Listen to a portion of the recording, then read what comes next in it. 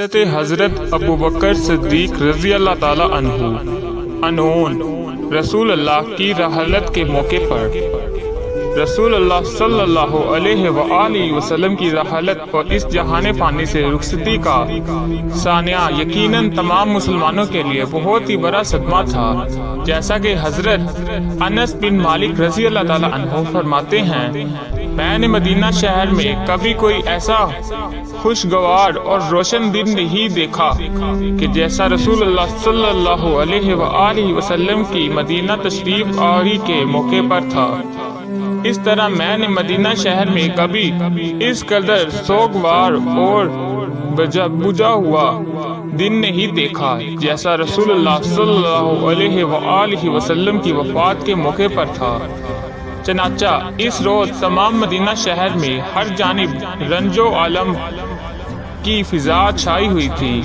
ہر کوئی غم کی سمندر میں ڈوبا جا رہا تھا، ہر ایک پر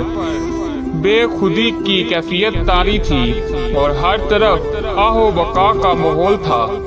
کسی کی سمجھ میں کچھ نہیں آ رہا تھا، نہ ہی کسی کا ذہن اس جان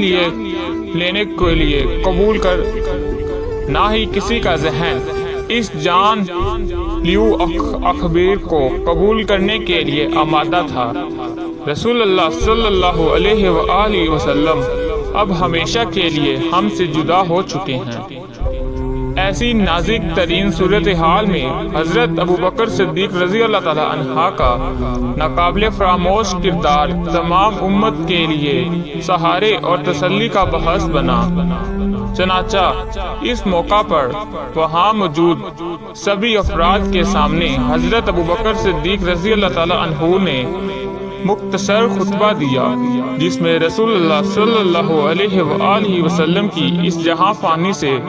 رحلت کا یوں اعلان فرمایا، تم میں سے جو کوئی محمد کی عبادت کرتا تھا وہ جان لے کہ محمد کا اب انتقال ہو چکا ہے، اور جو کوئی اللہ کی عبادت کرتا تھا تو اللہ ہمیشہ زندہ رہنے والا ہے، اسے کبھی موت آنے والی نہیں ہے۔ اور پھر قرآن کریم کی یہ آیت تلاوت کی۔ ترجمہ: محمد تو صرف رسول ہی ہیں، ان سے پہلے بھی بہت سے رسول گزر چکے ہیں، کیا اگر ان کا انتقال ہو جائے اور یا وہ شہید ہو جائیں تو تم اسلام سے کے بل پھر جاؤ گے؟ اور جو کوئی پھر جائے اپنی ایریوں پر تو وہ ہرگز اللہ کا کچھ نہیں بگاڑ گا، ان قریب اللہ شکر گزاروں کو نیک بدلہ دے گا۔ حضرات صحابہ اکرام رضوان اللہ علیہ اجمعین اس آیت سے نیز اس کے موضوع سے خوب واقف تھے اور عرصہ دراز سے اسے پڑھتے اور سنتے چلے آ رہے تھے، لیکن اس روز حضرت ابوبکر صدیق رضی اللہ تعالی عنہ کی زبانی جب یہ آیت سنی تو انہیں یوں محسوس ہوا کہ گویا یہ آیت ابھی نازل ہوئی ہو۔ ان کے ذہنوں میں اس آیت کا مضمون تازہ ہو گیا، وہ سب اس آیت کو بار بار دہرانے لگے، جیسا کہ حضرت عبداللہ بن عباس رضی اللہ تعالی عنہ فرماتے ہیں کہ اس وقت وہاں جس شخص کی طرف بھی میری نگاہ اٹھی مجھے اس کے لب ہلتے ہوئے نظر آئے، اور وہ یہی آیت زیر لب دہراتا ہوا نظر آیا۔ اس کا نتیجہ یہ ہوا کہ لوگوں کی اضطراب میں کمی آنے لگی، اور رفتہ رفتہ انہیں اس تلخ ترین حقیقت پر یقین آنے لگا، رسول اللہ صلی اللہ علیہ وآلہ وسلم واقعی ہی اب